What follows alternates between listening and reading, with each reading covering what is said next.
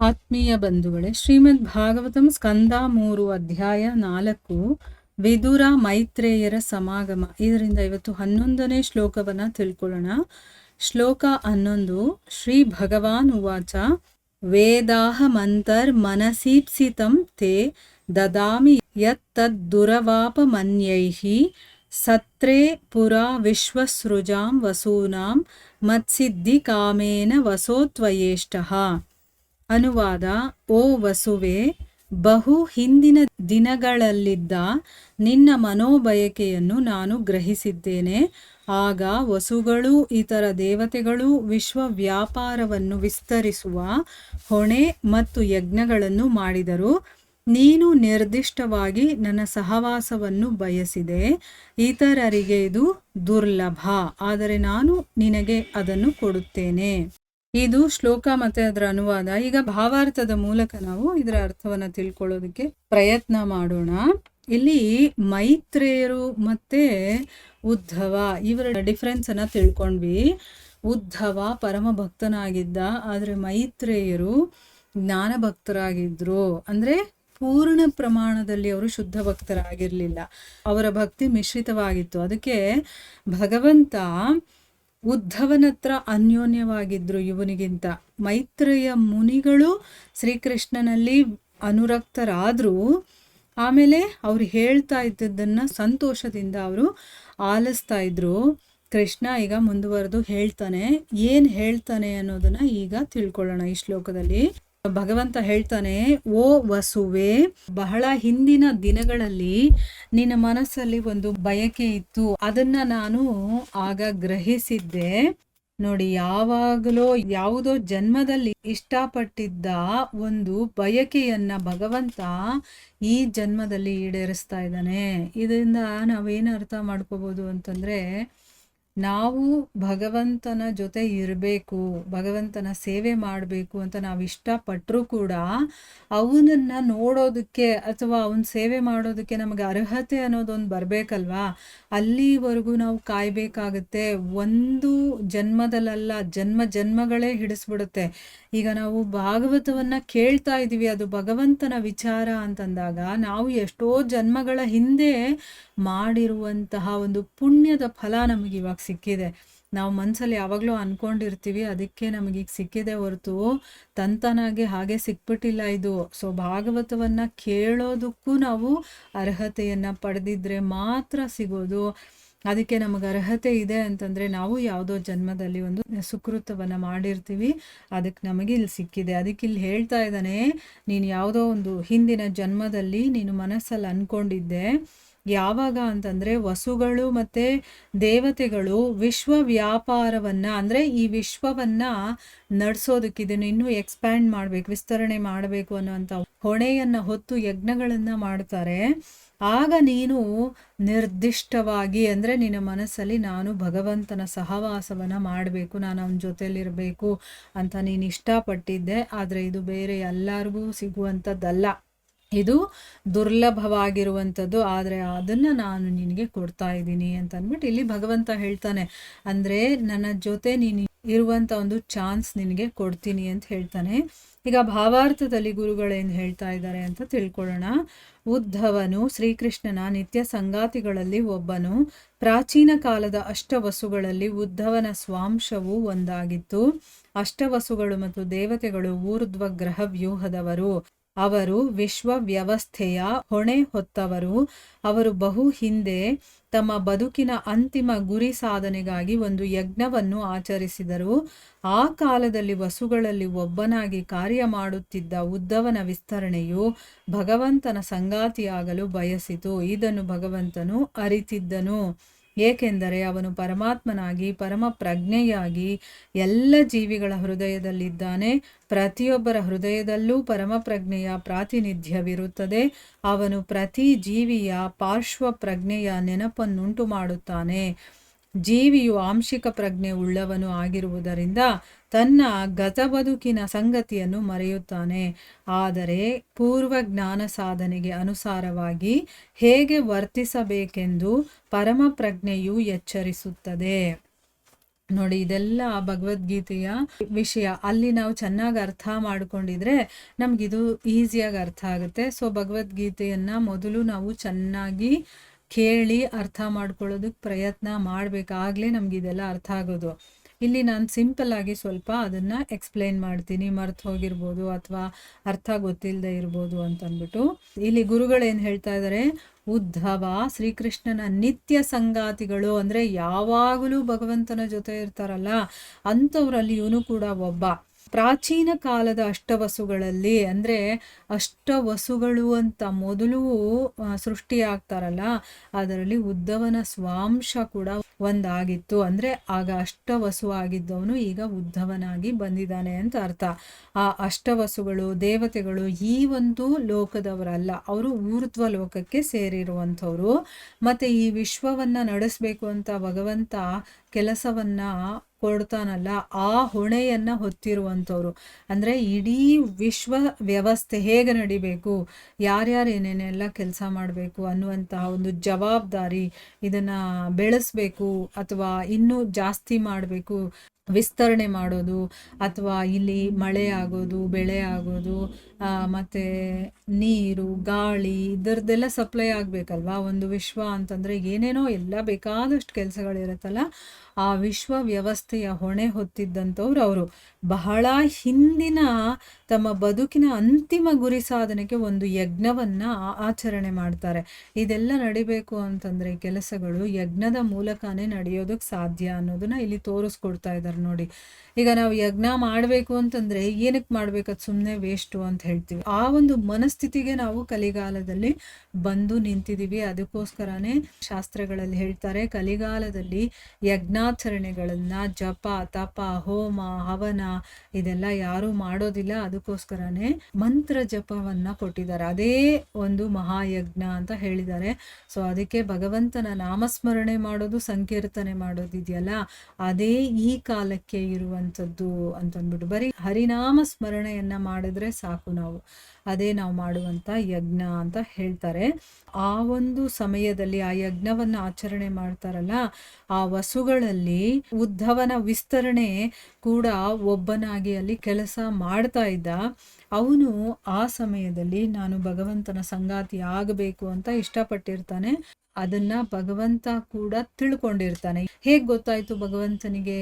ನಮಗೆ ಪ್ರಶ್ನೆ ಬರುತ್ತಲ್ವಾ, ಅದಕ್ಕೆ ಉತ್ತರನೂ ಕೂಡ ನಮಗೆ ಗೊತ್ತಿರಬೇಕು. ಯಾಕಂದರೆ ಇಷ್ಟೆಲ್ಲ ನಾವು ತಿಳ್ಕೊಳ್ತಾ ಇದ್ದೀವಿ ಅಂತಂದರೆ ಆಲ್ರೆಡಿ ನಮಗೆ ಗೊತ್ತಿರುತ್ತೆ ಏನು, ಭಗವಂತ ಪರಮಾತ್ಮನಾಗಿ ಎಲ್ಲರ ಹೃದಯದಲ್ಲೂ ಇರ್ತಾನೆ. ನಾವು ಏನೇ ಯೋಚನೆ ಮಾಡಲಿ, ಏನೇ ಕೆಲಸ ಮಾಡಲಿ, ನಾವು ಒಳಗಡೆಯಿಂದ ಏನೆಲ್ಲ ಮಾಡ್ತೀವಿ ಅನ್ನೋದು ಭಗವಂತನಿಗೆ ಚೆನ್ನಾಗಿ ಗೊತ್ತಾಗುತ್ತಲ್ವಾ. ಹೊರಗಡೆಯಿಂದ ಮಾಡೋದು ಹೊರಗಡೆ ಇರೋರಿಗೆ ಗೊತ್ತಾಗುತ್ತೆ ಅಷ್ಟೇ.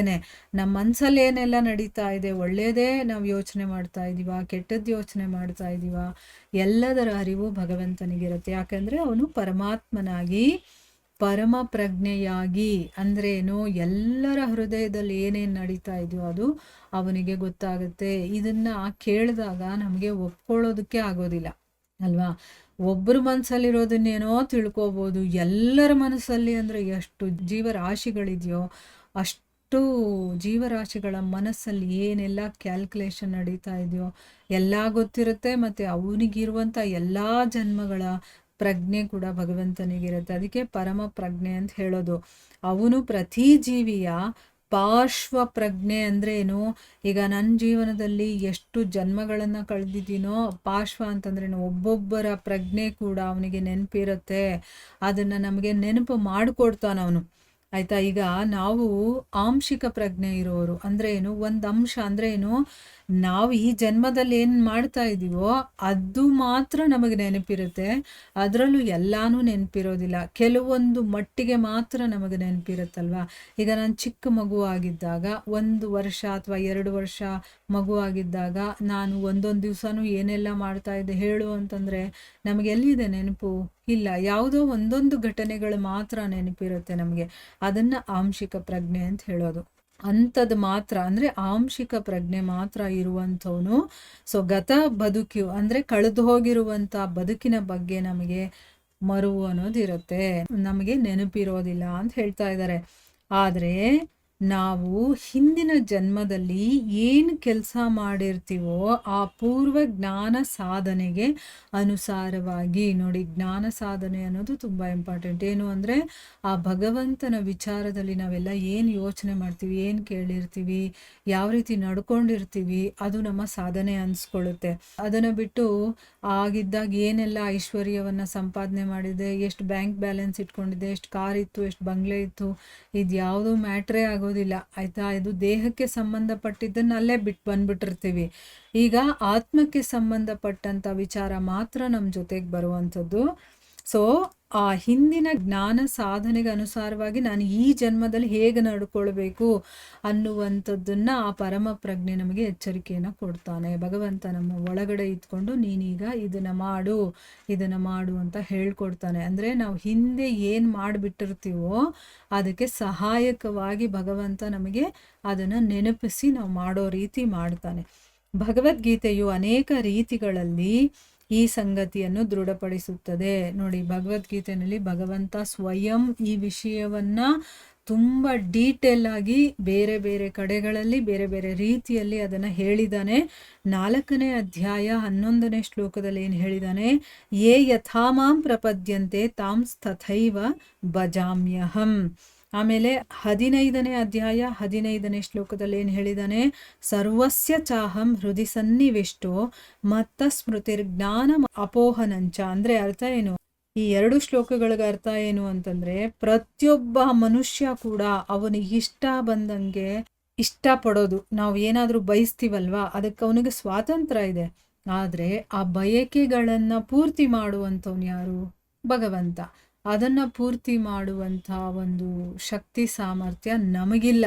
ನಾವು ಬಯಸ್ಬೋದು ಅಷ್ಟೇ, ಅದನ್ನು ಪೂರ್ತಿ ಮಾಡುವಂಥ ಕೆಲಸ ಭಗವಂತ ಮಾಡ್ತಾನೆ. ಪ್ರತಿಯೊಬ್ಬನು ಯೋಚಿಸಲು ಬಯಸಲು ಸ್ವತಂತ್ರನಾಗಿದ್ದಾನೆ. ಆದರೆ ಅವನ ಅಪೇಕ್ಷೆಗಳ ಪೂರ್ಣವಾಗುವಿಕೆ ಪರಮಪ್ರಭುವಿನ ಇಚ್ಛೆಯನ್ನು ಅವಲಂಬಿಸಿದೆ. ನೋಡಿ, ಪ್ರತಿಯೊಬ್ಬನಿಗೂ ಕೂಡ ಯೋಚನೆ ಮಾಡೋದಕ್ಕೆ ಮತ್ತು ತಾನೇನಾದರೂ ಬಯಸೋದಕ್ಕೆ ಅವನಿಗೆ ಸ್ವಾತಂತ್ರ್ಯ ಇದೆ.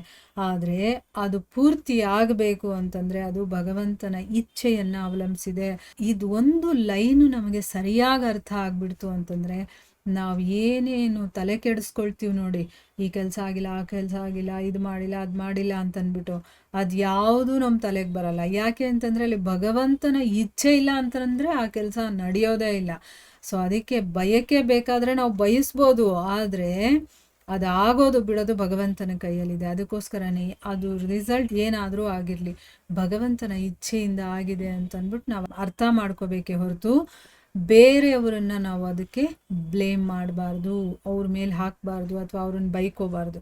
ಆಯಿತಾ. ಭಗವಂತ ಇಷ್ಟಪಟ್ಟರೆ ನಿಜವಾಗ್ಲೂ ಆ ಕೆಲಸ ಆಗೇ ಆಗುತ್ತೆ. ಅವನು ಇಷ್ಟಪಡಲಿಲ್ಲ ಅಂದರೆ ನಾವು ಅಂದ್ಕೊಂಡಿರೋ ಕೆಲಸ ಆಗೋದಿಲ್ಲ.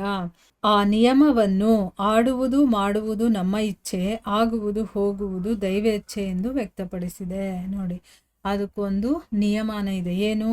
ಆಡೋದು ಮಾಡೋದು ನಮ್ಮಿಚ್ಛೆ, ನಾವು ಆಡಬೇಕಾ ಮಾಡಬೇಕಾ ಅನ್ನೋದು ನಮ್ಮಿಷ್ಟ. ಅದು ಆದರೆ ಅದು ಆಗುತ್ತಾ ಹೋಗುತ್ತಾ ಅನ್ನೋದು ದೈವೇಚ್ಛೆ, ಭಗವಂತನ ಇಚ್ಛೆಗೆ ಸಂಬಂಧಪಟ್ಟಿರುವಂಥದ್ದು. ಅವನಿಷ್ಟಪಟ್ಟರೆ ಆಗುತ್ತೆ ಅನ್ನೋದು ಇಲ್ಲಿ ಹೇಳ್ತಾ ಇದ್ದಾರೆ. ಪ್ರಾಚೀನ ಕಾಲದಲ್ಲಿ ದೇವತೆಗಳು ವಸುಗಳು ಯಾಗ ಮಾಡಿದರು. ವಸುಗಳಲ್ಲಿ ಒಬ್ಬನಾಗಿ ಉದ್ಧವನು ಭಗವಂತನ ಒಡನಾಟದಲ್ಲಿ ಪ್ರವೇಶ ಬಯಸಿದನು. ಪ್ರಾಯೋಗಿಕವಾದ ಊಹಾತ್ಮಕ ಚಿಂತನೆಗಳಲ್ಲಿ ಅಥವಾ ಕಾಮ್ಯ ಕರ್ಮಗಳಲ್ಲಿ ತೊಡಗಿದವರಿಗೆ ಇದು ಅಸಾಧ್ಯ. ಅಂದರೆ ಅರ್ಥ ಏನು?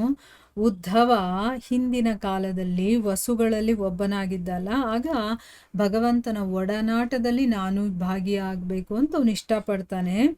ಆದರೆ ಭಕ್ತನಾಗಿದ್ದರೆ ಅದು ಸಿಕ್ಕೇ ಸಿಗತ್ತೆ. ಆದರೆ ಯಾರು ಊಹಾತ್ಮಕ ಚಿಂತನೆ ಅಥವಾ ಕಾಮ್ಯ ಕರ್ಮಗಳಲ್ಲಿ ತೊಡಗಿರ್ತಾರೋ ಅವ್ರಿಗೆ ಇದೆಲ್ಲ ಸಿಗೋದಿಲ್ಲ. ಯಾಕೆ ಅಂತಂದರೆ ಅದಕ್ಕೆ ಒಂದು ಅರ್ಹತೆಯನ್ನು ಗಳಿಸ್ಬೇಕಾಗಿರುತ್ತೆ. ಅದು ಶುದ್ಧ ಭಕ್ತನಿಂದ ಮಾತ್ರ ಆಗುವಂಥದ್ದು. ಅಂತಹ ವ್ಯಕ್ತಿಗಳಿಗೆ ಭಗವಂತನ ಸಂಗಾತಿಯಾಗುವ ಬಗೆಗೆ ನೈಜ ವಿಚಾರವೇ ಬಹುಮಟ್ಟಿಗೆ ತಿಳಿದಿರುವುದಿಲ್ಲ. ಭಗವಂತನ ಸಾಕ್ಷಾತ್ ಸಂಘವು ಬದುಕಿನ ಮಹೋನ್ನತ ಪರಿಪೂರ್ಣತೆಯಾಗಿದೆ. ಅದನ್ನು ಭಗವಂತನ ಕೃಪೆಯಿಂದ ಶುದ್ಧ ಭಕ್ತರು ಮಾತ್ರ ತಿಳಿಯಬಲ್ಲರು. ಅವನ ಅಪೇಕ್ಷೆಯನ್ನು ತಾನು ಪೂರ್ಣ ಮಾಡುವುದಾಗಿ ಶ್ರೀಕೃಷ್ಣನು ಉದ್ಧವನಿಗೆ ಭರವಸೆ ಇತ್ತನು. ಶ್ರೀಕೃಷ್ಣನು ಉದ್ಧವನಿಗೆ ಸೂಚನೆಯನ್ನಿತ್ತಾಗ ಶ್ರೀಕೃಷ್ಣನ ಸಹವಾಸದಲ್ಲಿ ಪ್ರವೇಶ ಪಡೆಯುವುದರ ಮಹತ್ವವನ್ನು ಮಹರ್ಷಿ ಮೈತ್ರೇಯನು ಕೊನೆಗೂ ಅರಿತಂತೆ ತೋರುತ್ತದೆ.